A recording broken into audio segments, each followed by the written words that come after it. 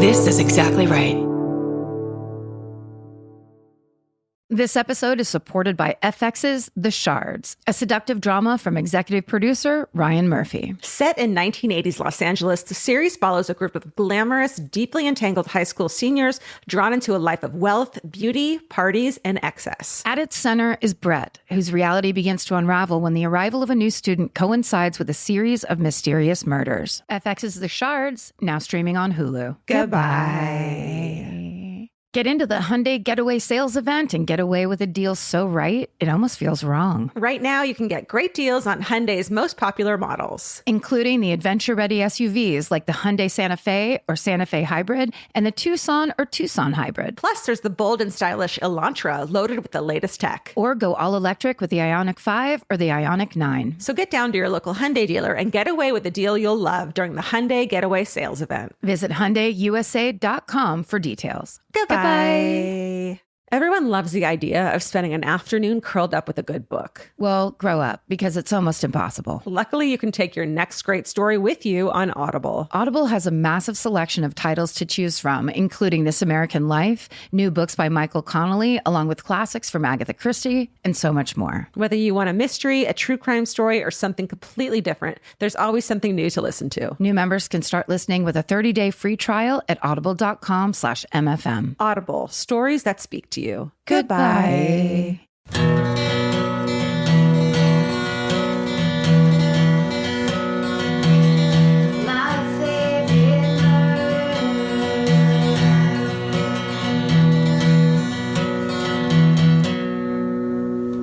Hello. And welcome to My Favorite Murder. That's Georgia Hardstark. That's Karen Kilgariff. This is a video as well as an audio podcast. Right. Crazy. Yeah. I guess we were doing something with our arms recently that people were freaked out by. It was like this. Yeah. It's called a power move in podcasting. If you've never seen it, get ready. Podcasting. See it now. I love people are freaked out. I think we just over-exaggerated. You didn't realize how much we gesture. There's a lot of gesturing. You can't have a good podcast without just flamboyant gesturing. I simply need you to know. One must. There's going to be a ton of it. This is basically musical theater. Yeah. Don't you know? We're back on the boards. We're trotting the boards. Speaking of being on the fucking boards. Wow. Guys, it's it. That's it. Karen's banging on the fucking table. Just in pure, there's no words to describe. Tell them. Well, first of all, I just want to say that the website Blue Sky is a new social media website that has taken the place of Twitter that died long ago. Yeah. And so because I'm on there, I opened it up in the middle of like a meeting or something. Yeah.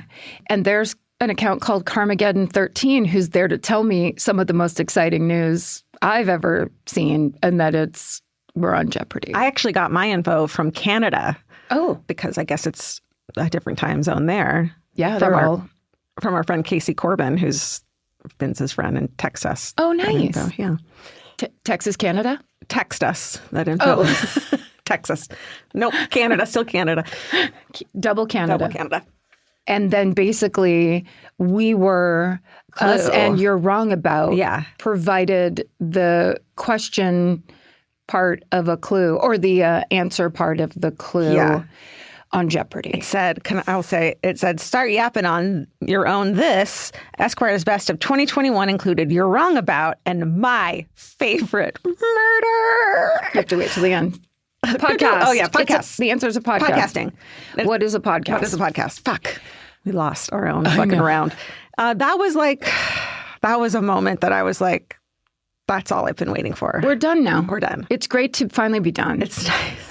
To wrap it down. We really wanted to get under 9 years, and I think we've done it. Just under. Uncomfortably close to 9 years. Cutting it real close. So my family has been watching Jeopardy every single night at 7 o'clock since I can remember. Truly, I think I've told you multiple times the story of me watching it at 4:30 and then again at 7 and pretending I knew all the answers. And my mom was like, are you kidding me? Karen! She was getting so excited I finally had to bust myself. I think I was 14 when I did it. So for that long, my family's been watching Jeopardy at 7.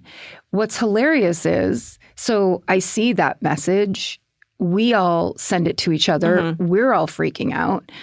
I'm like, oh my God, I'm going to go downstairs, watch it with my dad, and then there's going to be this reveal, and it's going to be incredible. Well, we were preempted by Monday Night Football. Happens to the best of us. Happens to the best. So perfect. And later on, I said to my dad, like at the end of the night, I said to my dad, hey, so, are you proud that I was on your favorite TV show? And he goes, you were on Monday Night Football? Wait, did it play after? Yeah, it was preempted till like 10:30 or some but crazy then it still thing. played. Okay. Still played, but yeah, not the same. Football, you guys? Just so perfect that I would be preempted by Monday Night Football. For your dad, that moment, your dad is finally going to say it. Yoink. So you had to tell him instead of watching it? Yeah. Well, because I had to send that post to my sister because she lost her mind. She was just like, oh my God. Yeah, I did too. That feels like a moment in fucking time. It really does. That I don't think I'll ever not be amazed by. I know. Thank you, Jeopardy. Thank you, Jeopardy writers. Yeah. That was cool to be included. It really was. Congratulations, you're wrong about. Yeah. I hope you feel the same. Yeah, that was very exciting. I know. How else was your Thanksgiving break? Good. It was good. We binged a show that Turkey. We binged turkey. Maybe I shouldn't have said it like that. We ate a whole turkey between the two of us. We binged. No, we ate a bunch and then we forgot to put the leftovers away. It was really sad. Oh, no. I know. Yeah. That's fine. I forgot. I'm a leftover person. Those are my fucking favorite. Yeah. Yeah. Well, especially Thanksgiving leftovers. Absolutely. Yeah. So the show that we binged over the break is the biopic version of the nonfiction book that we both loved, Say Nothing. Oh, yeah. By Patrick Radden Keefe. Yes. About the IRA and the troubles, and especially about Dolores Price, which I now know how to say her name correctly because of that show. How the Irish say it. It's tough, though. Dolores. Yeah. Yeah. Right. It's fucking incredible. Great. It's on Hulu. I could watch 10 more seasons of it, even though I know it's over. I know it. They didn't make it up. Yeah. So they can't just keep going. But love it. It's incredible. I'm so glad. Yeah. Because, I've heard a lot about it. And we've talked a lot about it. Yeah. And you love when something that you read, something like that you know about from it feels like it's the very first iteration of it, actually gets executed by people who also loved it, clearly. And the acting's incredible, both the younger generation and then the people who play, of course, people who play them, they're older, they're fucking, professionals, but everyone just killed it. It was phenomenal. Great. And it's such a weird period of history that I don't think we really are taught. Right. Well, it's recent to us. Yeah. So it is that kind of thing where it maybe doesn't feel like history. Right. But in America, we don't know enough about the troubles and what's kind of behind it. Yeah. What's really going on. I think this will teach everyone. So Say Nothing on Hulu. Definitely. And why we don't say Londonderry. We don't say Londonderry. The mistake that I will never, ever stop thinking about for the rest of my life. And that Ireland and Scotland, or is it Scotland, is not part of the UK. Ireland's not part of the UK. Except for this area, and that's the problem. Yes. Right. Exactly. I know it now. We all know now. We all know all of the things that we know the most. Now we know them. After the fact. What about you? What have you got? Let's see. I binged Monday Night Football, Tuesday Night Football, Wednesday afternoon football. Because you were... There was no end to the football experience. Yeah. But what I loved was I just lay on the couch. My dad watches football, but he gets it straight into his hearing aids, right? So it goes, and then I'm sitting in silence with kind of the background of football. I don't have to listen to it. And then I can just watch TikTok full volume. In the middle of the room. And it's like we have a great setup. And then if anybody needs to tell the other person anything, we just both stop what we're doing and go, what? Huh? Okay, so I need to get Vince hearing aids, is what you're saying. Well, it's pretty great. Yeah. Yeah. Eventually that's what will happen. I love a sports nap. When Vince puts on a sport, I'm like, great. This is the perfect, atmosphere for a nap. And it's also, I think it's you understand the value of it, but you don't have to be invested. Yeah. You just kind of get to enjoy the general vibe, and then like go to sleep. Yeah. And I'm like, I know he's occupied, so I don't have to feel like I'm wasting, like, like I'm you have to ask him questions. Yeah. Or like, when I'm like, baby, I'm going to go take a nap. And it's like, okay, well, I'll just hang out for an hour and a half then while you take a nap. It's like, no, you are watching the sport. Yeah. And so my nap is not interfering with your day in any way. They go together perfectly. Yeah. Like I can feel guilty about a nap. That's how much fucking anxiety I have. But I wouldn't. Okay. So no way. Yeah. When he's occupied.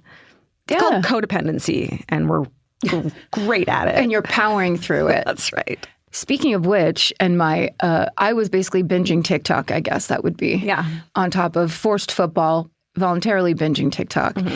And so I think I told you this already, but one of the things that is now in my experience is I get to see the clips of Nick Terry's MFM Animated all the time because they're in my feed. The algorithm has figured out I love myself. And so they come up all the time. And the other day, I can't find my mom, little girl in the store story that you told about. Look for a goth. A goth, a punk, or a grandma. Yeah. And so I saw that one and I'm like, so cute. And then I looked down and it was it was actually retweeted by a company called Goth Cloth. Oh. And Goth Cloth, retweeting that, it got 500,000 likes. Holy shit. And 2 million views. Are you fucking serious? I am dead serious. So Goth Cloth, we want to say thank you. Thank you. Just let me tell you really quick. Goth Cloth was founded by a woman named Jordan Cahill in 2023, so recently. Mm-hmm. It's a blend of personal design. She creates and curated items that are must-haves for ghosts and ghouls. I love ghosts and ghouls. Yeah. So and witches. Thanks, Jordan, for the RT and the, I guess it's like some nice content for the goths and the ghouls that might be wanting to buy her clothing. I love that. I'm glad that we're like, in with the goths. I mean, who better to be in with? I feel like we were there without being, it's that kind of thing when I was in high school in the 80s. You weren't allowed to try to be in with a group if you weren't going to like dye your hair or wear the black lipstick or whatever. Pluck all your eyebrows and put cat liner on. Yeah. Yeah, you actually have to commit. Yeah. But I don't think it's like that anymore. You can be whatever you want to be. Yeah. That's good. Yeah. You don't have to like wear a uniform to be like a murderino. That's right. Yeah. That's kind of what it is. Yeah. So, yeah, murderinos. Go to gothclothco.com, gothclothco, if you want any of those things, because those are our new friends. Yay. And also, if you're lost in a grocery store and you can't find your mom, go look for a goth. Look for a goth or a punk or a grandma. Or a grandma. Speaking of being lost and found, it's December. And so, as you know, every year in December, we do a weekly donation for the holidays, $10,000. So we always like to find a charity that can make a real difference in people's lives. So this December's, we don't have a name for it, Giving Corner. Sure. We're kicking it off with a donation of $10,000 to an organization called Feeding America. They're part of a nationwide network of 200 food banks and 60,000 meal programs so people can access food without judgment or stigma. And they work with lawmakers to make it easier for people to get food by expanding access to food assistance programs. And so if you'd like to join us in giving to this very important cause, you can go to their website at feedingamerica.org. Or you can explore their volunteer opportunities, which is a great way to give back. You can help out at a food bank. You can host a food drive. You can just donate food to your local pantry. Yeah, just let's all be looking out for ways to help each other and support each other and making sure people in need have what they need. Yeah, when I was a kid, we had to utilize this. So yeah, I really love being able to, help out. Help out, yeah, because it helped my family out when I was a kid. Yeah, that's good. Except for that can of peaches that exploded in our laundry room because they were expired. Don't give expired food to food banks. I mean, please check all those dates. Anyways. Yeah, that's a nice one. That's a good feeling. Kick off December. Love it. Yeah. All right, well, let's get into it. We have a podcast network. It's called Exactly Right Media. Here are some highlights, and then we'll get into our stories. Yeah. So this week on Buried Bones, Kate and Paul are kicking off a 2-part series on Harvey Glatzman, known as the Glamour Girl Killer. He terrorized Los Angeles in the 50s. Fucked up story. Yeah. And a brand new episode of Rewind with Karen and Georgia. That's our 3rd weekly episode. Yeah. It's out now. This week, we're recapping episode 22, featuring 2 stories from the 1500s. So if you haven't started binging Rewind, check it out. Please do. It's like a Cliff's Notes binging. It's like My Favorite Murder for Dummies. Get over there. We'll make it easy those first couple hundred episodes. That's the plan. Also, this week over on This Podcast Will Kill You, the Aarons are talking about all things scabies. Yes. Learn about the history of scabies and dive into scabies before scabies dives into you. I knew a fucking dirty-ass hipster who got scabies. My mother was convinced because I bought clothes at vintage store, at the Goodwill, basically. Yeah. She's like, you are going to get scabies and then you're going to come to me. And I'm just telling you right now, where I'm like, it's a coat. It's an old man's coat. Right. No one's going to give me scabies. I mean, if it would have happened to someone because of that, it would have happened to me by now. So I can guarantee. Yeah. I can't guarantee. You can guarantee it never happened to you. Promise. Yeah. I think. And then just a friendly reminder, the holidays are coming up fast. So get your loved ones something that says, I love you almost as much as I love podcasts at exactlyrightstore.com. Place your order by December 12th to guarantee delivery by the 25th and get yourself some fun merch. Yeah. And now that we're doing video, did you know we're also doing commercials? So let's take a look at the commercial that we made. What? Yeah. Hi, it's Nicole from the merch department. You might know me from that email you got about your recent return. And I have a question for you. Are your buns cold? Don't worry, we have the solution. And this one is a fan favorite design never before seen in sweatshirt form. Nicole, I love Nicole. Just in time for the holidays, it's the hot dog crew neck sweatshirt.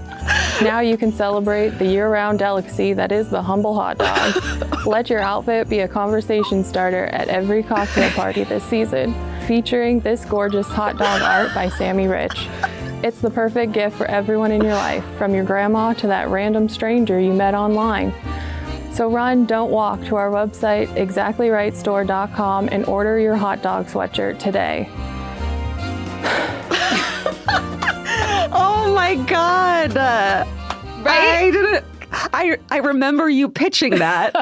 And then there it is. Yep. Holy shit. My face hurts from smiling. Like, that is so joyous. Who better than Nicole to be our salesperson? The head of our merch department. Nicole has been selling merch for us and with us since we started, basically, since right after we started professionally doing merch. Yeah. She's been with us. And I went to her and I was like, would you do this thing? Yeah. I just think it would be funny. And she was like, okay. Whatever. 'Cause she's always the funniest person in our staff meetings. And then the day we went to do it, Allison and I went to go over the scripts with her or say, is there anything you want to change or do or anything? Yeah. And then I was like, you took theater in high school? And she goes, no, I didn't. And then I was like, oh, okay, well, tell me if you want to not do this. You don't have to do it if you don't want to. It doesn't seem like something she would want to do, and yet she nailed it. She did it. I'm so impressed. Because it's Nicole being Nicole, which I love. Oh, I'm so happy about that. Yay. Go to our Instagram and our TikTok and watch that video and then get a hot dog. Sure. Yeah. And you can see it and you can be a part of it. That was joyous. Right? Oh, I'm so glad you liked it. I want a surprise video every episode. Please make me a surprise video. Okay. As much as possible. You know what? Check and done. I was so scared when you said that it was going to be me. Talking that I didn't know about on a plane again. Yeah. It's like the old pictures I used to love to surprise you with. Right. Oh, we made a commercial? Fuck. No. It has nothing to do with me. I love it. Right? And we're selling merch. Grocery shopping seems like it should take 20 minutes. And then 2 hours later, you're standing at the checkout with a frozen pizza and 6 different types of chips. Lucky for you, there's Hungry Root. Hungry Root is like having your own personal shopper and nutritionist all wrapped in one. They'll take care of the weekly grocery shopping and recommend groceries and meals tailored to you. Once you tell them about your goals and preferences, they fill your cart with personalized recommendations. And those recommendations get smarter as Hungry Root learns more about what you did or didn't like. Most of Hungry Root's recipes can be made in just 15 15 minutes or less. You can't get any easier than one pan shakshuka. I've always said that. Yeah, I love the convenience and also the fact that I don't have to go park anywhere. Thank God Hungry Root's around to help us shop and help us build really healthy and delicious meals. For a limited time, get 40% off your first order, plus get a free item in every box for life. Go to hungryroot.com/MFM and use code MFM. That's hungryroot.com/MFM, code MFM to get 40% off your first box and a free item of your choice for life. Goodbye. The future has an annoying habit of always showing up. That's why now is a great time to start planning ahead. Enter Acorns. Acorns is a smart way to give your money a chance to grow. You can sign up in minutes and start automatically investing, even if it's your spare change. The Acorns potential screen shows you the power of compounding and how your money could grow over time. You can quickly adjust how much you're investing every day, week, or month to make sure you're always building towards your goals. Whether you're just starting out or thinking about settling down, Acorns supports your big and small goals across every stage of life. Sign up now and Acorns will boost your new account with a $5 bonus investment. Join the over 14 million all-time customers who have already saved and invested over $27 billion with Acorns. Head to acorns.com/MFM or download the Acorns app to get started. Paid non-client endorsement compensation provides incentive to positively promote Acorns. Tier 2 compensation provided, potential subject to various factors such as customers' accounts, age, and investment settings. Does not include Acorns fees. Results do not predict or represent the performance of any Acorns portfolio. Investment results will vary. Investing involves risk. Acorns Advisors, LLC, an SEC registered investment advisor. View important disclosures at acorns.com/MFM. Goodbye. Summer means a whole new world for your feet. They're walking more, sweating more, and going barefoot all day long. For summer feet that need real comfort, there's Bombas. Bombas has a whole line of sport-specific socks for golf, yoga, the gym, and every kind of runner. They also make soft, supportive compression socks that are especially great for summer travel. Bombas sandals and slides are made from super lightweight, cushy, waterproof EVA foam, so they feel incredibly comfortable. And the best part? For every item you buy, Bombas donates an essential clothing item to someone facing housing insecurity, with over 200 million donations and counting. I wore my Bombas compression socks on the plane ride to and from Italy. And listen, I'm a girl of a certain age at this point. It needs to be done. And I felt so comfy and so secure with my cute little Bombas socks. So head over to bombas.com/MFM and use code MFM for 20% off your first purchase. That's BOMBAS.com/MFM, code MFM at checkout. Goodbye. Okay, I'm first. And my story today is a heavy one. This is the life and murder of a civil rights hero whose killer went free for 30 years as a clear, obvious, direct result of state-sanctioned racism in good old Mississippi. This is the story of Medgar Evers. Oh, wow. You know this one? I know the overall... I know the very white child from a white school version of this. Basics. Yeah. Okay. Well, the main source for this story is a book called The Autobiography of Medgar Evers, which combines his speeches and writings with historical context written by his incredible wife, Myrlie Evers Williams, and Manning Marable, and the rest of the sources are in the show notes. So Medgar Evers is born in 1925, grows up in Decatur, Mississippi, and his parents are James and Jessie Evers. James works in a sawmill, and Jessie, his mom, does laundry and ironing at home for local white families. Medgar has 3 other siblings, and James and Jessie are known as extremely loving and attentive parents. Medgar's father is locally known as Crazy Jim, like your dad, because he refuses to step off the sidewalk in town in deference to passing white people, as was the rules. So the bullshit rules. Right. The Everses are extremely focused on their children getting good educations, despite the many barriers to this in the Jim Crow South. The Evers children attend a segregated school, which is a 12-mile walk each way from their house. 12 miles. That's what, half a marathon? Yes. But also, like, so you have to get up, what, at 6 in the morning to get to school on time? Seriously. So when Medgar is only 14 years old, a man in his town named Willie Tingle is lynched for supposedly insulting a white woman. Medgar witnesses Willie, who was friends with his father, be dragged behind a truck before being shot and hanged. So he sees this as a 14-year-old. Willie's bloody clothes are left out on a fence post for a year after this, to send a message. And the Evers kids have to walk past them every day on their way to school. The horror. So in 1942, when Medgar is 17 and still in high school, he volunteers to join the army by lying about his age and goes to fight in World War II. He serves in a segregated battalion in England and then in France. And like most, though not all, Black soldiers at the time, Medgar is assigned to a non-combat role due to the racist military policies. He works as a technician, loading and unloading shipments of weapons. And he and his fellow Black soldiers are routinely subject to demeaning treatment from their white commanding officers. And it's during this time in the Army that Medgar resolves to fight for civil rights when he gets back home. So right after being discharged in 1946, Medgar and his brother bring a group of Black veterans to the courthouse in their hometown of Decatur to register to vote. But on election day, a group of white men carrying guns blocks Medgar, his brother, and the others from accessing the polls. So Medgar finishes high school and then attends Alcorn Agricultural and Mechanical College. On the first day of school, he meets a fellow freshman who's 7 years younger named Merle Beasley. And Merle, who's only 17, is warned by her grandmother to stay away from the older veterans. Mm-hmm. But the two get married in December of 1951 and graduate the following spring. And while in college, Medgar had been on the debate team, the business club, the football team, the track team, and been his class president his junior year and yearbook editor and newspaper editor in his senior year. Wow. So no small feat. Also while in college, Medgar had attended an interracial seminar hosted by one all-white college and one all-Black college in Mississippi. And it was at this seminar that he first learned about the NAACP and joined. After graduation in 1952, Medgar and Merle first moved to a town called Mound Bayou, Mississippi, where Medgar begins working as an insurance salesman at a business owned by a prominent Black doctor. And the job gives him the opportunity to travel the Delta region and talk to a lot of people.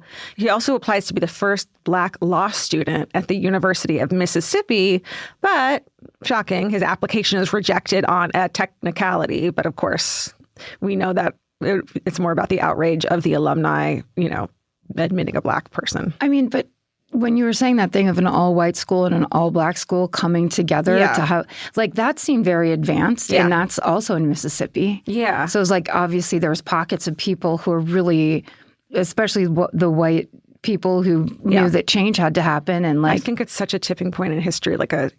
It's like you've got the old school, you've got the new school, and they're butting heads. Right. It's like the young people and then the old ways, basically. It's the, what side of history do you want to be on kind of a thing. It's a very valid question to this day. It sure is. And so, getting rejected is in 1954, the same year as the Brown versus Board of Education decision passes, declaring segregation in public schools unconstitutional. But Southern states and white school districts will fight this decision for years. And on the state level, the Mississippi State Legislature passes laws empowering white districts to resist segregation and puts up obstacles for Black students to register for school. And it also recognizes local bodies called white citizens councils, which oppose integration in individual cities and towns, often with armed resistance. So people trying to make progress and change, people trying to keep things the old way, and, the fight. That makes me think of leading up to the election, there was a video about this woman who made a T-shirt with the receipt from when she voted the first time, I think when she was 18. Did you see that video? A Black woman who's, older now, obviously. And it was the $2 receipt for her having to pay a poll tax, which all Black people had to pay when they were voting. That's what a poll tax is. Holy shit. When was this?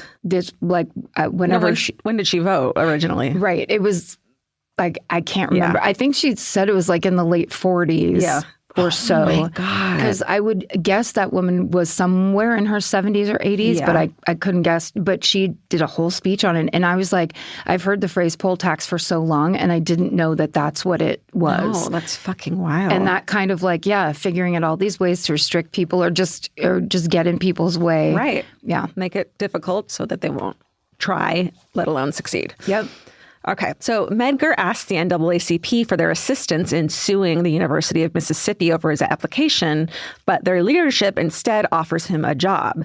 And in December of 1954, he is named their field secretary for the state of Mississippi. So Medgar and Myrlie, who by this point have 2 young children, Daryl and Rena, moved to Jackson, which is Mississippi's capital. We both totally knew that. Yeah, absolutely. I know all the state capitals. Me too. Yeah. They moved there in January of 1955. Their third child, a son named James, will be born in Jackson in 1960. So in the wake of Brown versus Board of Education, there is an increase in violence against Black people in southern states. As part of Medgar's job, he investigates murder and assault cases against Black people, which I can't imagine is not just completely traumatizing. Yeah. He provides assistance to 14-year-old Emmett Till's family after he is horrifically lynched in Money, Mississippi in August of 1954. The Till case, and as we've heard, it causes shockwaves around the world because his mother, Mamie Till's decision to allow the press to document the brutality of his injuries by having an open casket. Medgar himself spends days on his hands and knees in the town of Money looking for evidence in the fields and in the river, and Till's murderers are ultimately declared not guilty by an all-white jury. Ridiculous. Yeah. Medgar investigates 8 other murders, countless assaults, and works to assist another Black applicant to the University of Mississippi Law School. And he also works tirelessly to register Black voters in Mississippi. And as the civil rights movement changes and adapts to include more direct action like boycotts, Medgar helps organize those too. So at this point, the atmosphere in Jackson is obviously more than tense. And between 1955 and 1963, the Evers family is targeted with countless threats and several acts of violence. Myrlie writes that they used to get so many threatening phone calls that she would just put the phone down and walk away. And she says, quote, "I began putting the phone quietly down on the table and directing it toward the wall. So much hatred has been poured out on that wall," end quote. Oh, God. I know. Also, that's just like, again, you're just going about your day. You have other stuff to do. Yeah. And then you have that kind of like, just think of like the last time somebody yelled at you in a parking lot Terrifying. Or you were like shaken and whatever. And it's like that being brought to Black people's door multiple times a day. Yeah. Or, and back then, you try to take any kind of action. You can't. On another occasion, Medgar is run out of a small town. He drives his car at 100 miles an hour to get away. Medgar and Myrlie teach their children to army crawl to the bathroom if they ever hear a loud noise aimed at the house. Oh, God. And in 1963, someone throws a firebomb at the Evers home's carport. Medgar isn't home when it happens. The kids are asleep. And so Myrlie, this mother of 3, is so afraid of being shot if she goes outside, but she also doesn't want the house to burn down. So she goes out and puts the fire out with a garden hose. Like, that's the best choice she has. She has to do it herself. Yeah. Myrlie remembers asking Medgar if all of this physical danger is worth it. So she says, quote, "What about us? You have me, your wife who loves you dearly. You have these 3 children." And Medgar would tell her, quote, "That's why I'm doing what I'm doing," end quote. And she says also, quote, "Knowing that every day might be the last day was the force behind the deep love that Medgar and I had for each other and our children," end quote. So on June 12th, 1963, Medgar comes home around 12:30 a.m. from a very long day of work for the NAACP. And the way Myrlie tells the story, it sounds like Medgar thought something might happen to him that day. He had made sure to spend the previous Sunday with his family, not working, which was rare for him. And he made sure to kiss the kids before he left, and he called Myrlie just to talk 3 times throughout the workday. And when Medgar pulls the car into the carport shortly after midnight, his hands are full. He's carrying a stack of NAACP T-shirts into the house. Because he had been out of town and traveling a lot, Myrlie had this is the fucking worst. Myrlie had let the children wait up to greet their father when he got home. This is just... They hear the engine stop and the car door open, and then they all hear the horrifying, unmistakable sound of a gunshot. Murley runs to the door. Medgar has made it there, his keys in hand, but then he falls to the ground, bleeding profusely, with the fucking kids awake to greet their daddy. And the kids are between 3 and 9 years old, and they see all of it, and they plead with their father to get up. Neighbors come over to help, but Medgar dies later that night. He's just 37 years old. Oh, my God. I know. Thousands of people attend Medgar's funeral, and it's documented in Life magazine. And there's this devastating photo of Murley comforting her 9-year-old son, Daryl, on the cover of Life. Medgar is buried with full military honors at Arlington National Cemetery. So almost immediately, it's very clear who shot Medgar Evers. In a small grove of trees about 100 feet from the Evers house, investigators from the FBI find a rifle that matches the gun Evers had been shot with.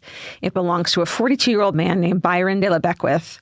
Byron is a member of his local White Citizens Council, one of those all-white groups devoted to maintaining segregation and white supremacy. He's also a member of the Ku Klux Klan. Mm-hmm. They kind of go hand in hand.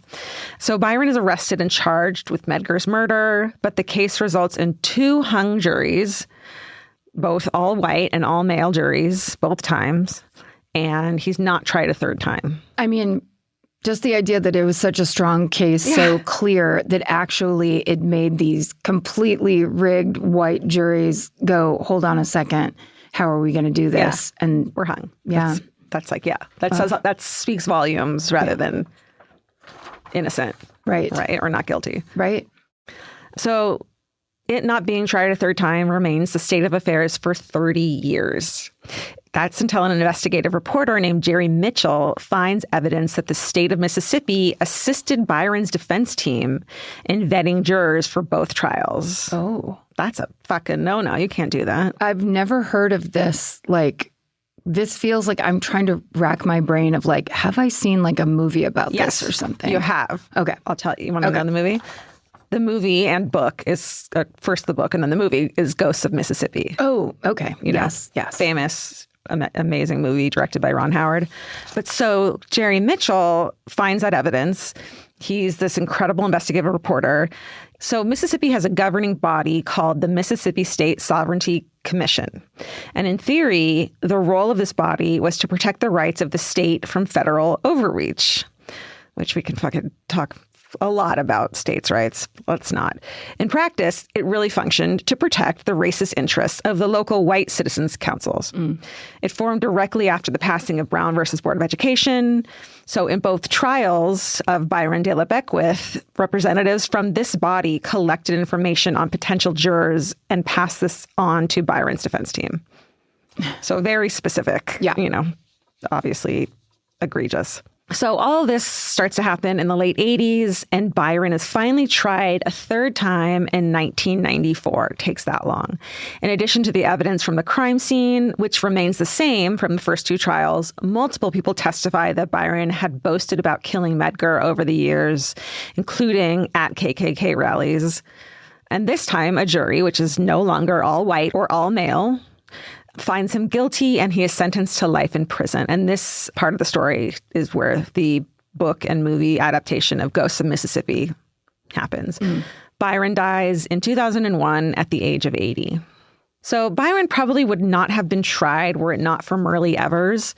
She eventually remarried and is now known as Murley Evers Williams. And after the new evidence about the Mississippi State Sovereignty Commission's influence on the first 2 trials was revealed, Murley tirelessly pushed for several years for Byron to be retried. Murley says, quote, "Because I loved Medgar, I didn't want him to be forgotten. That was the first motivation. The second was to bring positive change if I possibly could." End quote. In the years after her husband's death, Murley moved her children to California and attended Pomona College. She had a career in marketing and corporate community outreach, and then in the 90s became a member of the board at the NAACP. She says that her primary motivation for attaining such an incredible career was vengeance. Yes. She says, quote, "Tell me that I can't do something. I'll kill myself trying to do it." That's right. End quote. Yep. Fucking chills. Murley eventually becomes the NAACP board's first chairwoman. First lady, first female leader. In 2013, she delivers the invocation at the second inauguration of President Barack Obama. Wow. Do you remember that? She's the first woman and the first non-clergy member to do so, which is like, bring us fucking back. So good. Remember? I mean, yeah. Medgar Evers is still remembered as one of the brightest heroes of the civil rights movement. There's a college in Brooklyn named after him and a statue of him in Jackson, Mississippi. Every June, Jackson has the Medgar Evers homecoming celebration, and actually B.B. King played at it every year before his death in 2015. Oh. I know. Medgar had told Myrlie that he was choosing to risk his life for his children's futures, and they all went on to do great things. Sadly, Darrell Evers, Medgar and Myrlie's oldest son, died of colon cancer in 2001. He was a prominent artist. Rena Evers had a 32-year career with United Airlines and now runs the Medgar and Myrlie Evers Institute and serves on several nonprofit boards. And James, the youngest, is a successful photographer who works on promotional photos for films and TV. And actually, James took this incredible photo of his two sons with Barack Obama and Myrlie at that inauguration in 2013. Wow. So last year, Myrlie and Medgar's house was turned into a national monument, which people can visit. At a gala honoring her, Myrlie, who's now 91, said, quote, "I ask you to please always keep Medgar Evers' memory in your minds and in your hearts," end quote. And that is the story of the death and legacy of a true hero of the civil rights movement, Medgar Evers. Wow. I did not know these details. Like, yeah, there's just so many stories of brave people that are not told. You know? And they're crucial stories. Right. It's the details of how that kind of work gets done and pushed forward. And it's by people who truly knew they were putting their life on the line and did it. They didn't back away from the risk and they didn't back away from like all of that fear. They kind of like lived in that fear and powered through it anyway. Yeah. And that's the piece of it it's so incredible. It's like he didn't stay home from work. He just kept going knowing that he had to. Right. Right. It reminds me of when they started the desegregation, Ruby Bridges, the 5-year-old girl who had to be the first little black girl who went to a white school. Yeah. She's a baby. I mean, we've talked about this before, but like I recently saw a picture and it was like her now. Oh my God. And her from then. And it just like they made a 5-year-old do that. They made her get escorted into the school so she could by get an education. Men. Yeah. Like by her, she was alone. Yeah, like by fear of being killed. It's like, it's just fucking insane. It's crazy. Yeah. Yeah. Amazing job. Thank you. Thank you. I wanted to not do that shitty. So yeah, you did it great. And also just like, I love that idea of like, we don't know this. Let's tell each other so that we know it and other people know it. Totally. Capture your favorite summer feeling with Pandora Jewelry. Discover a collection inspired by the sunshine, freedom, and unforgettable moments that make the season so special. Whether you're planning a weekend getaway, gathering with friends, or simply soaking up every sunny day, Pandora Jewelry offers meaningful pieces designed to celebrate your unique story. From sun-kissed metals that catch the light beautifully to personalized pieces ready to be engraved with your summer mantra, every detail is crafted to help you express yourself with confidence and style. Explore charms, bracelets, rings, necklaces, and more, thoughtfully designed to complement every adventure and occasion. Each design moves with you, from beach days and road trips to rooftop dinners, golden nights, and every memory in between. Layer your favorite looks, mark life's meaningful moments, and create lasting reminders of a season you'll never want to forget. Find the pieces that reflect who you are and where this summer takes you. Shop Pandora Jewelry's new summer collection in-store or online at pandora.net and let your summer unfold. Goodbye. This podcast is brought to you by Squarespace. Every successful small business starts with someone saying, I wonder if people would actually buy this. Squarespace gives you everything you need to find out. From consultations to events and experiences, you can showcase your skills with a customizable website designed to attract clients and grow your business. With Squarespace's collection of cutting-edge design tools, anyone can build a beautiful, professional online presence that perfectly fits their brand or business. Get paid on time with professional invoices and online payments. Plus, streamline your workflow with built-in appointment scheduling and email marketing tools. Head to squarespace.com/murder for a free trial. And when you're ready to launch, use offer code MURDER to save 10% off your first purchase of a website or domain. Goodbye. Buying clothes is easy. That's why everyone's always doing it. But finding clothes you actually want to wear is the hard part. Get all your favorite elevated essentials at Quince. Quince specializes in effortless, high-quality essentials like ultra-soft organic cotton and premium Mongolian cashmere sweaters. They're beautifully tailored and built to last. And it's not just apparel. Quince also brings that same everyday elevation to everything they offer, from hotel-quality bedding and bath to kitchen staples, essentials, and thoughtfully designed furniture. They work directly with ethical factories, so you're paying for quality, not brand markup. It's so true that they have wonderful items that aren't just clothes. I have like 3 of their 100% mulberry silk pillowcases. I've bought throws from there. I've bought bedding from there. And it is just as great quality as their clothes and super affordable. Upgrade your everyday. Download the Quince app for app-exclusive offers or go to quince.com/MFM. Get free shipping on your order and 365-day returns. Now available in Canada and the UK too. QUINCE.com/MFM. Goodbye. Well, we're going to take a turn, but it isn't really the turn away that we usually do, which I kind of love. We're going to turn toward different direction. Okay. But also serious. Okay. Because December is HIV/AIDS Awareness Month. Right. If you weren't there, many of our listeners were not. But in the spring of 1980, the national news began to report on a mysterious fatal disease that was spreading across the country, almost entirely in the gay male population. Almost immediately, those who fell ill were treated like pariahs in the healthcare system. Being diagnosed with AIDS was seen as a death sentence, stoking fear, paranoia, and intense homophobia.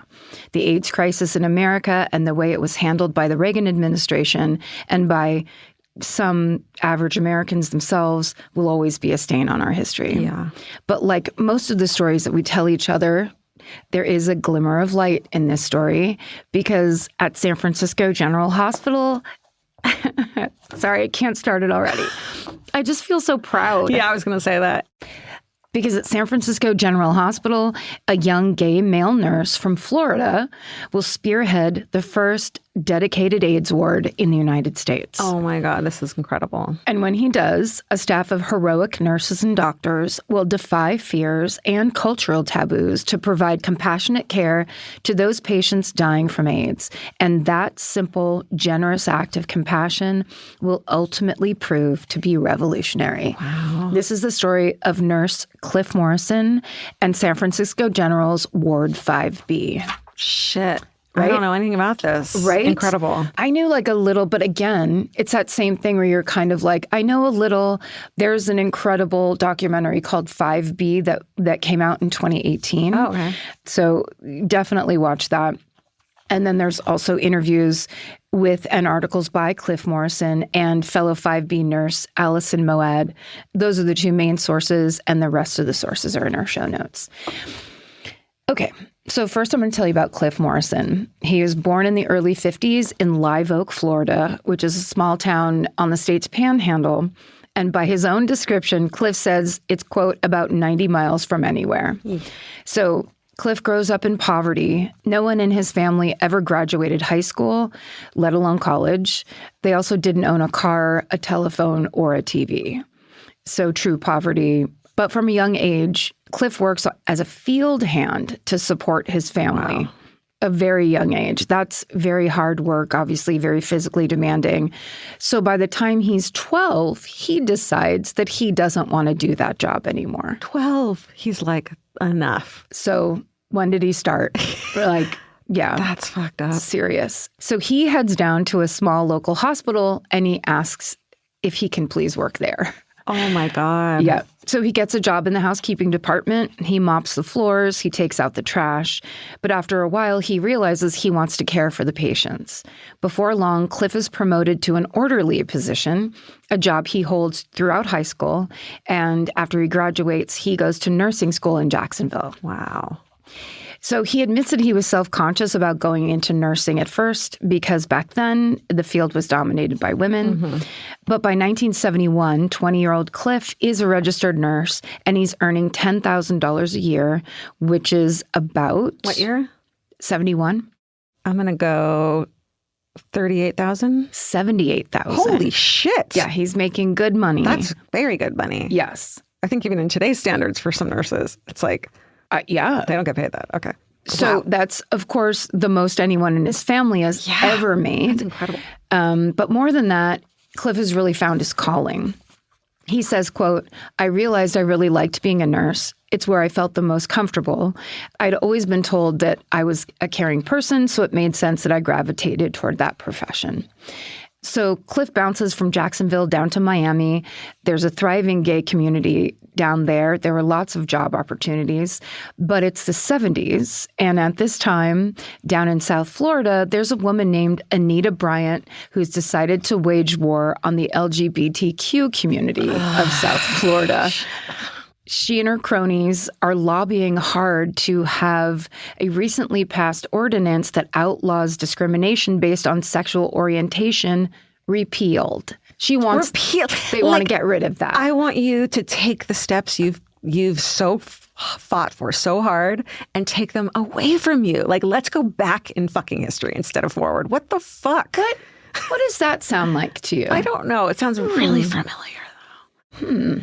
Let's repeal rights. Huh. How's your body feel right now? It feels like I want to get a hysterectomy. Feels like a little second class? Yeah. Anita Bryant, I believe there's Her getting pied? Yes. Yes. If I'm right, there's an amazing video because Who did it? It's someone who did it. That's like... Because she was a performer. Yeah. She was like a singer and stuff. And she was kind of like back in those Perry Como days where people were very like clean cut. It was all about like late 60s, kind of like all American clean cut, whatever. And so she was kind of like popular in a way. Yeah. And then suddenly she was like, but you know who I really want to oppress is these gays. Yeah. And so, yeah, there's that legendary video where she gets pied while she's doing, I think, a press conference. Yeah, it was by gay activist Tom Higgins. Yeah, you can look that video up on YouTube. It's pretty great. But also, it's like, at the time, it's like, how dare you? And it's like, it's pie. You're an asshole. And you got a pie in the face. You deserve it. So basically, those bigoted activists drum up such an increasingly hostile energy in South Florida, which has up until then been a safe haven for gay people, that Cliff decides it's time for him to move to California. He's always wanted to spend time in the Bay Area. And of course, San Francisco has become like the mecca for gay people to escape to from all around the country. So in 1979, Cliff moves there and takes a job at San Francisco General, which is at the time a teaching hospital for University of California at San Francisco. So what's funny is Cliff doesn't actually take to the city right away. It's cold. It's foggy. The weather, there's not a lot of sunshine in San Francisco. So he misses the Florida sunshine. He's also not clicking with the gay community like so many places that can become emblematic of like a movement or a subculture. San Francisco is filled with transplants. So he feels like it's a little artificial. So he figures, okay, he'll stay for a year or two, and then he's going to go try somewhere else. But all that changes in 1981. The murmurings of a strange, deadly illness that's largely affecting young gay men begin to circulate. So Cliff and his colleagues at SF General start seeing some of these patients come into their ICU. They're all suffering from the same symptoms. They've lost weight. They have fevers that last for days. They have lesions on their skin, swollen lymph nodes. Some of them are confused and delirious. And they almost always die from this illness. The news goes from calling it a mystery illness to saying it's a new type of cancer affecting gay men because they just have no idea. By 1982, and I have told you this story, I told you the last time we talked about the AIDS crisis, but this happening in 1981, I absolutely remember where I was sitting in the living room watching the 6 o'clock news with my mom, or if it was my mom was there, it was the 7 o'clock news, and Dave McElhatton on the Channel 2 news, and the little like chyron next to him just said mystery illness. And he basically was like, a mystery illness is in San Francisco. Terrifying. Yeah, really strange. Yeah.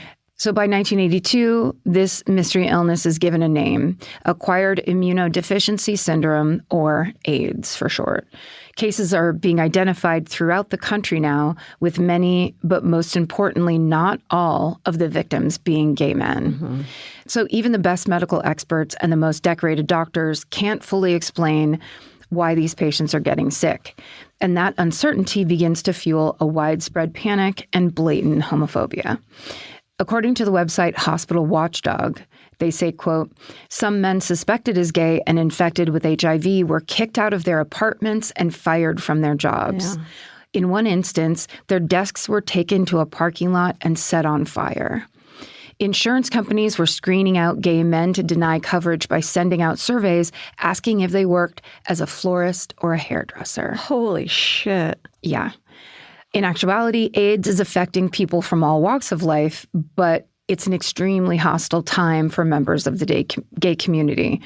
It's a hostile time anyway, right. And then this comes along. Right. Then it's like they almost feel justified in their homophobia. Those bigots, yeah. Yeah.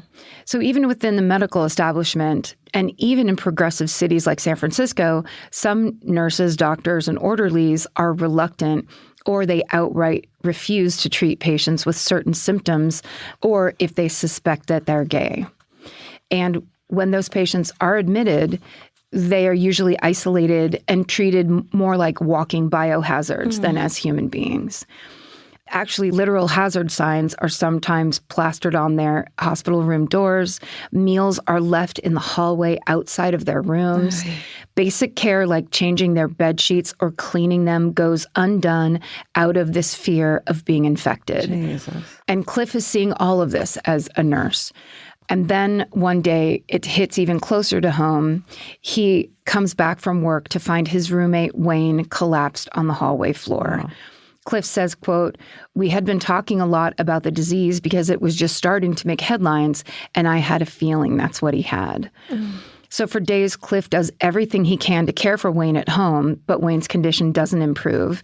And it's not easy to find a hospital that can or will admit him, right. Which is such a weird thing to think of. Like the place you're supposed to go when you're sick. The given. Yeah. And they're like, oh, no. Like when you need care and they're like, well, the laws say that I can't take care of you and give you the care that you... Or we're just going to protect ourselves. Yeah. We're going to not admit you. Right. Sounds so familiar. Yeah. So Cliff reaches out to his colleagues at San Francisco General. He's finally given the name of a doctor who works out of a private hospital that will take Wayne. And there, Cliff watches as his friend is rushed into an isolation room, surrounded by fearful staff, then shut away and left alone. When Cliff tries to go into that room, the medical staff stops him. They warn him that it's too dangerous, but Cliff doesn't hesitate. He tells them, quote, I'm a nurse and I've been taking care of Wayne for days. Whatever he's got, I probably have. And he goes into the room. So at the time, it's very common for medical staff treating these patients to wear head-to-toe PPE, including what's casually referred to as a spacesuit, which are those heavy-duty biohazard suits that we've all seen in movies. Right. So the staff who have been wearing suits like that, if not the heavy-duty PPE, is just staring at Cliff in shock and horror as he walks into Wayne's room without any protective gear on at all. Cliff later says, I didn't want to wear a spacesuit to take care of my friend. So seeing these patients at San Francisco General, as well as his roommate, being neglected, isolated, and denied compassion in the final days of their lives infuriates Cliff. The fact is, at this time, most patients with AIDS do not survive, and Cliff sees that their deaths are neither peaceful nor dignified. And then so many of their families had shunned them already, so it's not like all they have is each other, and they're not even being allowed to see They're not allowed in, or like their friends don't know that this is the part that they're in. Like they're just not It's like everyone's freaking out. It's like a leper colony. Yeah, exactly. Yeah. So these patients die in pain, surrounded by fear, and often alone. And the diagnosis of this disease cuts them off from care in a time that they need it the most. So Cliff decides he needs to change this. He starts by volunteering with the Shanty Project, which is a San Francisco-based nonprofit that provides people with terminal illnesses compassion and human connection as they die. By the early 80s, many of the people they work with are sick members of the gay community.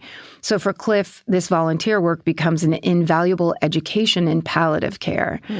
Back at San Francisco General, word spreads quickly about his work with the Shanty Project, and before long, doctors, nurses, and even patients are coming to Cliff for guidance. He's suddenly a very helpful middleman who can see, share, and translate both the clinical and patient perspectives in a time that's incredibly confusing and incredibly scary. Wow. But as more people get sick, the hysteria is dialed up and the misinformation only increases. Meanwhile, ICU beds at San Francisco General hit capacity as hundreds of patients being diagnosed with AIDS all spread throughout different wards. Wow. The quality of their care is entirely inconsistent depending on their respective nurses and doctors' mindsets. So you get a bad area of the hospital, you get a bad doctor or nurse. Yeah. Just that the idea of that is like we take it for granted. I mean, anybody that has insurance and that gets to even go to the hospital takes it for granted. I definitely do. Yeah. But then this idea that you would get a thing that would suddenly turn those people against you. Yeah, they have hatred towards you. Yeah. And they're supposed to be treating you while you're actively dying. Yeah. So the hospital administrators quickly realize that they're in over their heads, and again, they turn to Cliff for help. They want him to take on a clinical coordinator job so they can oversee these patients with AIDS in the hospital, and Cliff accepts. There's immediately a plan to quarantine these patients in a separate part of the hospital. But at first, Cliff hates this idea. He compares it to being sent to a leper colony. But then the more he thinks about it, the more practical a separate ward feels. They'll have dedicated space and an opportunity to provide a more tailored kind of care. So he agrees. He's given an area of the hospital on the 5th floor used as a sleeping area for resident doctors known as Ward 5B and an outpatient clinic called Ward 86. But Cliff realizes he's going to need money to set up and fund this new dedicated clinic. And that's when Dr. Mervyn Silverman, San Francisco's director of public health at the time, invites Cliff to meet with Mayor Dianne Feinstein. Cliff remembers, quote, "We went to her office and sat down, and she said, 'We just so happen to have several $1 million surplus in the budget this year. If you promise me that you will spend this money appropriately, I will give you some of the surplus, and you do what you need to do. Just make sure you do it right.'" Wow. When does that fucking happen? I mean, for real, especially considering at this time, 1981, President Ronald Reagan hasn't even addressed this public health issue, a very pressing public health issue, to the country at all. He has not acknowledged it. Yeah. And he won't until 1985. Holy shit. And even then, in 1985, he just very briefly mentions AIDS in a press conference, just like in passing. Yeah. And then after that, it's 2 more years before he addresses this national health crisis in any significant way. Sick. It takes them 6 years to talk about AIDS. Yeah, as people are actively dying. Yes. And by then, nearly 47,000 Americans have been infected with HIV or have died from AIDS. Wow. Cliff adds, quote, "As I look back on that meeting with Dianne Feinstein, that was one of the more wonderful moments of my career. That's the first time I'd actually seen a politician show true leadership." Wow. So now that he has both the space and funding, Cliff needs nurses and doctors to work in Ward 5B. So he posts notices about the forthcoming AIDS ward throughout the hospital. He ends up hiring 11 nurses, as well as a team of social workers, physical therapists, dietitians, chaplains, and occupational therapists. And for him, staffing 5B isn't just about finding qualified medical professionals. It's about hiring people who genuinely want to work there. Yeah. He knows that'll be the key to improving this poor quality of care that everyone is seeing everywhere else. Right. But Cliff insists on being honest about the risks of this work. He has worked with enough AIDS patients without contracting the illness himself to know that that's possible. But generally, information is sparse, and he needs his staff to be informed and accepting of the unknowns. One 5B staffer later recalls an early conversation with Cliff where he says, quote, "Go home and talk to your significant others because we don't know. We can't tell you that you're not going to get this disease." That's terrifying. Yeah. How brave. And then Cliff talks to the patients themselves to find out what they want out of this ward. He'll later say, quote, "The first thing I heard was, I want to feel like I'm being treated like a person." I have to stop crying on this podcast. It's fucking... Well, you need to do it for both of us because I can't. Because of all those meds, We're because of gonna all that get there. Botox. Like, I just don't have the power. I see it. There's a tear in that eye right there. There is. Yeah. Well, it's just, look, I lost a friend to AIDS who was 21 years Oh, old. my God. And it was a big surprise. And he was my friend from 6th grade. Wow. And I loved him very much, Ken Mason. And to see him, he, thank God, had a very loving, very accepting family who took care of him right till the end. Mm-hmm. And so I got to go see him basically at his mom's house. Yeah. And it was one of the worst things I've ever experienced to kind of see that he was ravaged. I mean, he was just like, he was emaciated. Mm-hmm. And it's so easy to think about all of these men who in the 70s were like, oh, you know, everyone's encouraged to come out and we need to fight for our rights. Yeah. And we need to like be the people who we are. And then suddenly this happens and it enables these bigots to talk about gay people and gay men like you got what you deserved. Totally. Which is cruel. It's so cruel. disgusting. It's just like, everything about it is so horrifying. And then the leadership that intentionally didn't help. Right. Like you got to wonder what would have happened if a Democrat had been in office at the time. Or a decent human being. Right. Like somebody that Someone would with empathy. Look at that and say, it's insane. But here's what's beautiful. Basically, that's where Cliff comes in. He goes, we'll do it ourselves and we'll do it for each other. Yeah.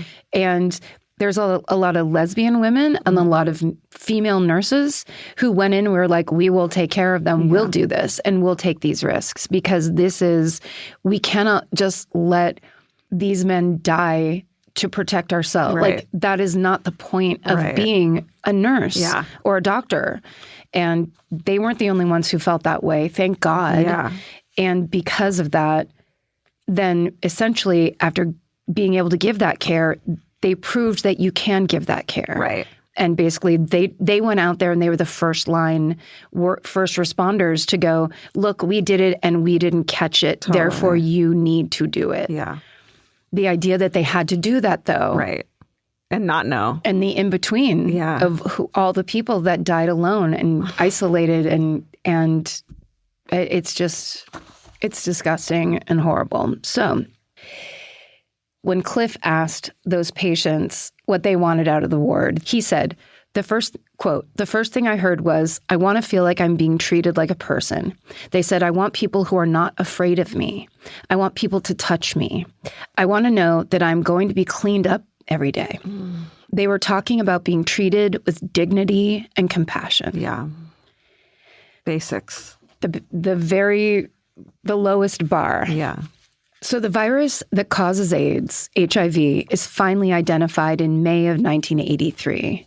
And 2 months later, in July of 1983, Ward 5B officially opens to the public. It's helmed by head nurse Alison Moed, who oversees a team of 11 dedicated nurses. Some of these nurses are straight, some are gay. All of them have agreed to put aside their personal fears surrounding AIDS to offer compassionate care to their sick and vulnerable patients.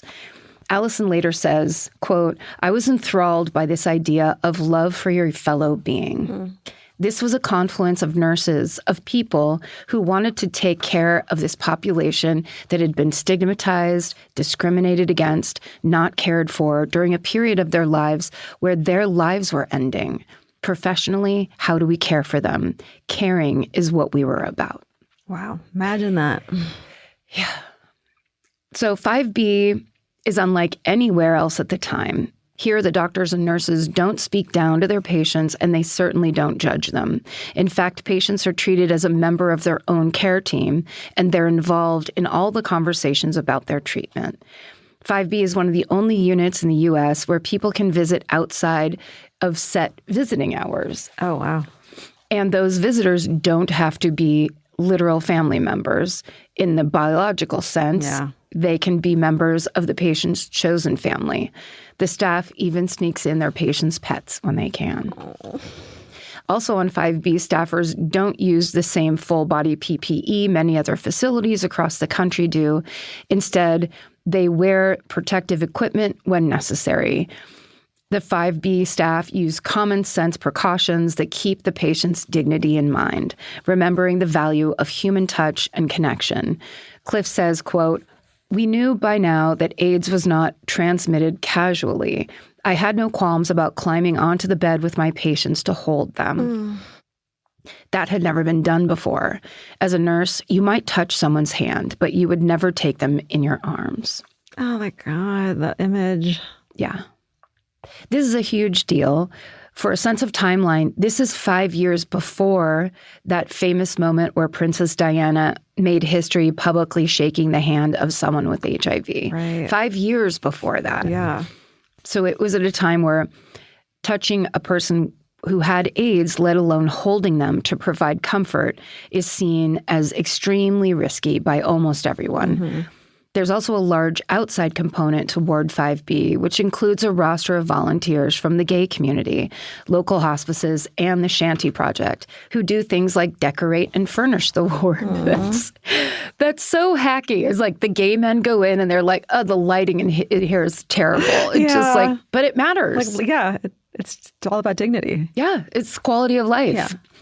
They also run errands. They offer counseling. They look for housing for the patients when they get discharged, because there are patients who are getting discharged. Nurse Allison Moed says, quote, "On a broad level, we learned how to take care of patients who were going through this terrible disease. It was about caring, not about curing. It was about touching and interacting, letting people know they were safe, letting people know that they were accepted, letting people know that their wishes were going to be listened to, that their thoughts about their care and options were going to be respected and heard. That was not necessarily the mode in those days." So very quickly, the demand for Ward 5B exceeds its capacity. When a patient passes away and a bed becomes available, it's quickly filled by someone from a lengthy wait list. Then in May of 1986, the unit expands into Ward 5A, adding about 30 more beds. Wow. So as Ward 5B's profile rises, politicians, advocates, and celebrities stop by to show support for the staff's efforts and the patient's recovery. Of course, given the stigma around HIV and AIDS at the time, not everyone is in support of what's going on at SF General. Homophobic members of the public are incensed that public dollars have gone to the funding of 5B. And in cases where the patients are well enough to move around the hospital and visit the cafeteria, hysteria erupts around 5B patients using the water fountains. Oh, my God. A group of 4 nurses even sues San Francisco General over fears that 5B is risking their personal health.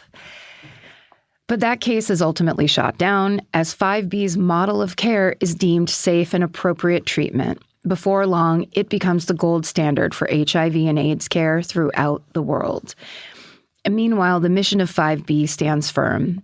In 1985, the New York Times reports that just 2 staffers have left the ward in its first 2 years of operation, which is, quote, a much lower number than hospital wards normally experience. Allison Moed says, quote, "We learned that compassion is one of those things that doesn't become depleted. The more you give it, it actually replenishes." Wow. It's one of those things where the more you give, the better you feel and want to give. That's what love's about, right? There was a very loving exchange and loving feeling on the unit, and I know you could see it. We were really committed to what we were doing and passionate about being able to do it. So by the mid-1990s, advancements in medication change everything. An AIDS diagnosis is no longer an automatic death sentence, and before long, HIV is regarded as a manageable chronic condition. Fewer and fewer beds in wards 5A and 5B are occupied, and by 2006, both wards are officially disbanded. 2006, that's like such a long time. Such a long time. Wow. Yeah. Cliff Morrison continues working as an advocate for those people with HIV and AIDS. In interviews, he's not one to talk about his own emotions or experience, which is on brand for such a dedicated healthcare provider. But like so many gay men of his age, he lost an unimaginable number of loved ones to this disease. Cliff has said, quote, "I have dealt with survivor's guilt on and off through the years and still suffer from PTSD. I don't have any peers because they all died. Today, the majority of my friends are 20 years younger than me, but I have absolutely no regrets. I would do it all again. I was a gay man, but I was a nurse first." The impact of his work with 5B endures.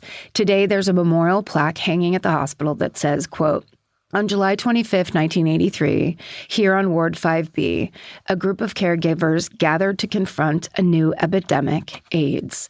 They created a haven of acceptance and compassion at a time when others were calling for isolation and rejection.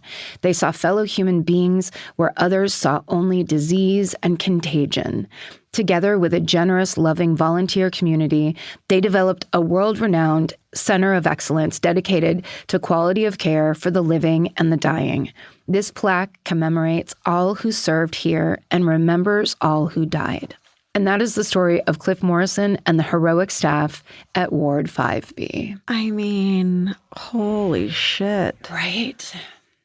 Unbelievable. Good job. I mean, I think being in any way first is one of the hardest things to do. You don't have anybody behind you. Yeah. Especially like in Cliff's situation, he was having to teach and basically lecture doctors of like that whole thing of I have it already. If it's bad, I have it. So there's no reason I don't go take care of my friend. Right. And that kind of energy, which is like risking it. That's the ultimate sacrifice for something is like, so you're not just standing by letting something go on. It's like courageous compassion. And being the first person to do that is scary and hard, but must be done. And then Cliff became this example of like, well, if he's doing it, then it must be okay for me. Right. Which must mean that this hysteria is not the truth. Right. That it's essentially like we actually have to figure. And now, now we know that like there was very specific ways that HIV was transmitted. Yeah. So that whole idea was completely incorrect. It was just no one knew the exact medical truth. Yeah. Because there wasn't enough research going into it because the government was ignoring it completely. Because the president wouldn't say it was happening. Yeah. I mean, like, if you want to read Cliff Morrison's actual own writing about this, there is a website you can go to. It'll be listed in the sources. And it's an article he wrote called "They Did Not Die Peacefully." And he wrote it in 2011. So it really is like the firsthand account. If you're looking for that, that's the source that you should pull and read because his firsthand account, I'm sure it's incredible. What everyone should read. Can I do what I do best and recommend a fictionalized version of this in book form? This sounds exactly like a book that I listened to recently that was incredible, that I highly recommend, is called The Great Believers by Rebecca Mackay. It's an incredible book. It takes place in the 1980s in this world in Chicago. And it just gives you, it's almost historical fiction, and it gives you a time and a place of this specific one that's hard to imagine unless you've lived through it, but so necessary so we can have compassion and empathy. Yeah. Well, great job. I mean, what a fucking episode. Right? Yeah. Hard hitting. We're kicking off December the way only we can. Yep. That's what we're here for. If, go listen to, again, You're Wrong About, too, if you want more info. That's right. More interesting info. And be brave and take care of your fellow man. That's right. And do your best. Do your best. You've got it in you. You do. Be first. Yeah. And stay sexy. And don't get murdered. Goodbye. Elvis, do you want a cookie?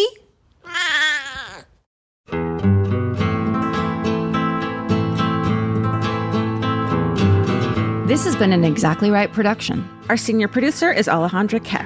Our managing producer is Hannah Kyle Creighton. Our editor is Aristotle Acevedo. This episode was mixed by Liana Squillace.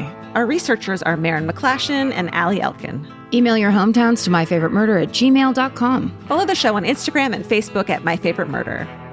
Goodbye.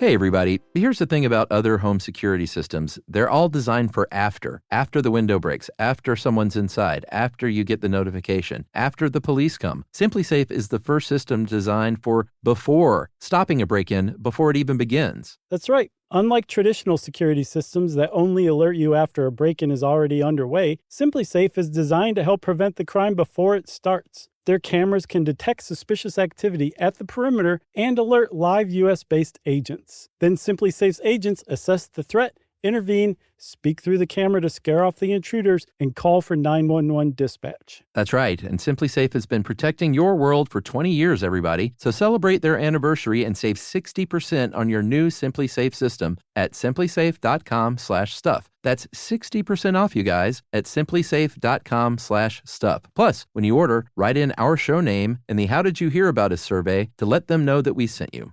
Don't forget, there's no safe like SimpliSafe. You know that fantasy where you run into your ex while looking impossibly cute and wildly unbothered? Hill House makes the perfect dress for that moment. Or if you're just running errands.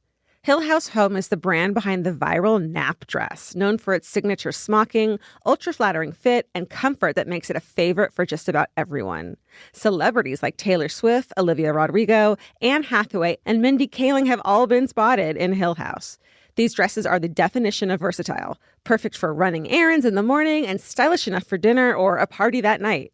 And it's not all they carry. They started with bedding back in 2016, and now you'll find bathrobes, pajamas, children's clothes, and maternity, all with the cutest prints. And it's so true. The hardest time picking out one nap dress because the prints are so dreamy and beautiful. But now that I have it, I'm going to wear it all day, every day. I'm going to throw on my leather jacket at night and look like a total badass. Cowboy boots or cute heels, whatever it is, this nap dress can make it look classy. You look like that classy lady you see at the airport. Hill House makes fun fashion that makes you feel good. Get 15% off your first order of $100 or more at hillhousehome.com with code MURDER15. That's MURDER15 for 15% off at hillhousehome.com. Goodbye. Capture your favorite summer feeling with Pandora Jewelry. Discover a collection inspired by the sunshine, freedom, and moments that make the season unforgettable. From sun-kissed metals to personalized pieces ready to be engraved with your summer mantra. Each design moves with you from beach days to golden nights and every memory in between. Shop Pandora Jewelry's new summer collection in-store or online at pandora.net and let your summer unfold. Goodbye.